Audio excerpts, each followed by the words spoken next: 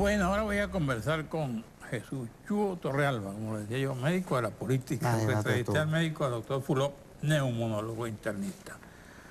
Aquí estoy viendo un documento justamente de la MUD, Unidad Planteada de Documentos Propios a Facilitadores de la Comunidad Internacional. Correcto. Explícame por qué eso. ¿Hay dos documentos entonces? En efecto, como la unidad le había dicho al país, nosotros no nos sentamos con el gobierno mientras el gobierno no cumpla los acuerdos. Eso ocurrió el 6 de diciembre, eso ocurrió el 13 de enero. En la semana posterior al 13 de enero se hicieron presentes en nuestro país algunos de los facilitadores, digo algunos, porque Monseñor Cheli, como todo el mundo sabe, el representante del Vaticano, se abstuvo de venir a Venezuela y fue representada a la Santa Sede por el nuncio apostólico Monseñor Aldo Giordano. En ese contexto de esa conversación con los facilitadores, ellos consignaron un documento en reuniones separadas, tanto al gobierno como a la oposición, con lo que ellos consideran son algunos elementos que podrían ayudar a relanzar, dicen ellos, el diálogo. Ese documento tiene 21 puntos. Ese documento a mí en lo particular me parece que tiene demasiadas falencias, demasiados errores. A mí no me gusta ni el título. El título es Acuerdo para la Convivencia Democrática. Yo creo que eso es un eufemismo. En Venezuela, si algún acuerdo hay que buscar, es un acuerdo para la realización de elecciones.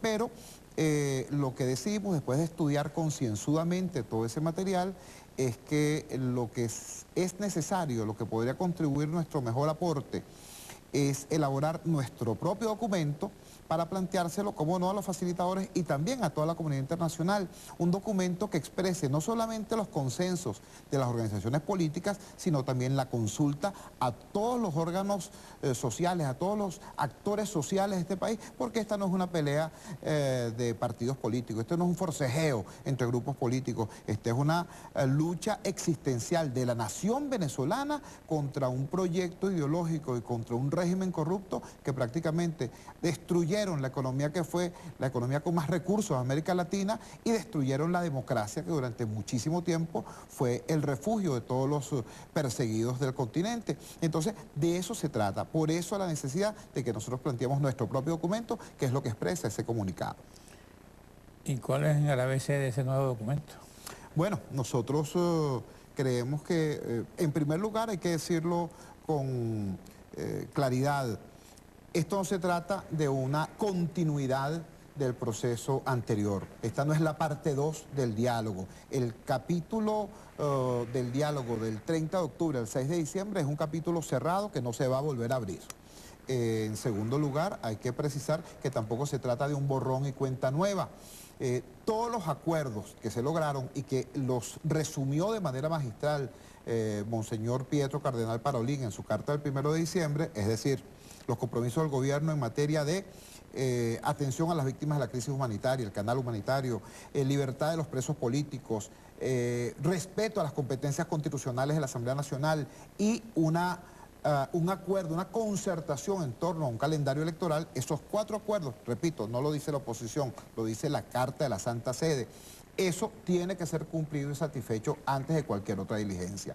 Otra cosa importante de este documento, de este comunicado que menciona, es que especifica en su 5º punto el llamado al pueblo venezolano a intensificar la movilización pacífica, constitucional, democrática, como tú quieras, pero movilización activa y contundente, porque estamos claros en que ninguna diligencia de ninguna naturaleza tendrá éxito si no está respaldada por una calle activa y movilizada.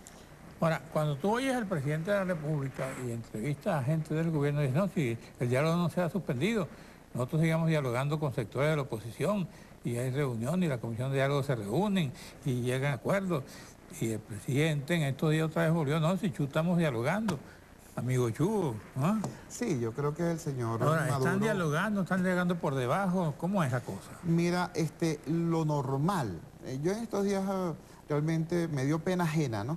Cuando salió el señor Maduro diciendo que él y yo nos comunicábamos por notas y hasta mostró una cosa, perdónenme la expresión, perdónenme el coloquialismo, pero más chimbo no pudo ser, una hoja de cuaderno rayada con unas notas y tal y cual que decía que eran mías. ¿Y no eran tuyas? Digo que es no chimbo, tuyas. digo que es lamentable, en primer lugar porque es mentira y es muy malo que un presidente o quien dice ser presidente de la República mienta de manera desembosada ante el país. Pero en segundo lugar, porque fíjense ustedes lo curioso del asunto, eso es reconocer que esto es precisamente una situación de anormalidad democrática. Lo normal sería que un presidente de la República se comunique de manera fluida con quien representa, con quien ejerce la Secretaría Ejecutiva de la coalición que tiene el 80% del respaldo del país. Eso sería lo normal. Ahora, como Venezuela no es un país normal, como incluso quien dice estar ocupando la presidencia de la República está cuestionado por la inmensa mayoría de los venezolanos, entonces tenemos que ver espectáculos como eso. La realidad, la verdad verdadera es que tú no puedes tener un proceso de diálogo con quien no respeta su palabra.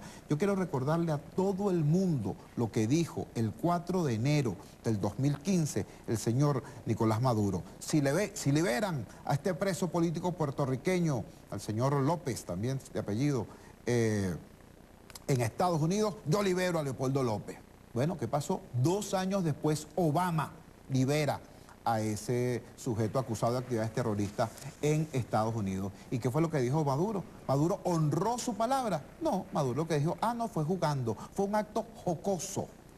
Bueno, con quien tiene ese irrespeto por su propia palabra, por supuesto tú no te puedes sentar menos que tengas una colección de fiadores al lado. En la MUD hay quienes sostienen que siguen las diferencias, por ejemplo, entre Capriles y Oscarí, que por la cuestión del documento, Capriles está de acuerdo y Oscarí no, y terminaron hasta distanciados. ¿Realmente está la MUD fortalecida y unificada en torno al nuevo planteamiento que piensan hacer al país? Mira, fíjate, en primer lugar yo quiero recordarle a los venezolanos que la unidad no es un estado, la unidad es un equilibrio. Eso es como manejar bicicleta. Si tú te detienes, si tú te frenas, te caes. Hay quienes se han caído de la bicicleta. Exactamente. Entonces, es muy importante preservar ese equilibrio. En segundo lugar, recordar que no es sencillo mantener ese equilibrio en una estructura que integra a una treintena de partidos.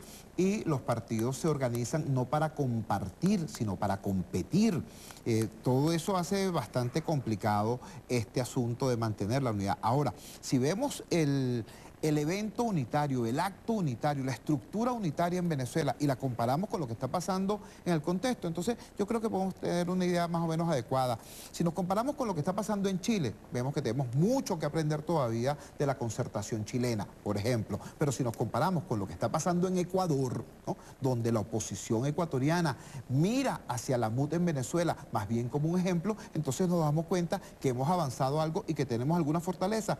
¿Qué es lo que estamos ahora absolutamente convencidos todos? Bueno, de que los problemas de la unidad se resuelven con más y mejor unidad. Los problemas de la unidad no se resuelven con división, ni con menos unidad, ni mucho menos con egos y protagonismo. Se resuelven con más y mejor unidad. ¿Eso de ego y protagonismo es algún mensaje? No, es una realidad. Para mí no es. Es una realidad. Todos tenemos, bueno, visiones particulares, visiones personales incluso. Tú eres una especie de árbitro en la MUD. Ahora, en estos días, Capriles ha venido insistiendo en que ya se agotó la posibilidad de dialogar y que las próximas actividades de la oposición debe ser de acción. Y él ha dado el ejemplo porque ha realizado trancas de autopistas y manifestaciones en la calle. ¿Tú qué piensas de esas acciones del señor Capriles? Vamos a un receso, regresamos contigo.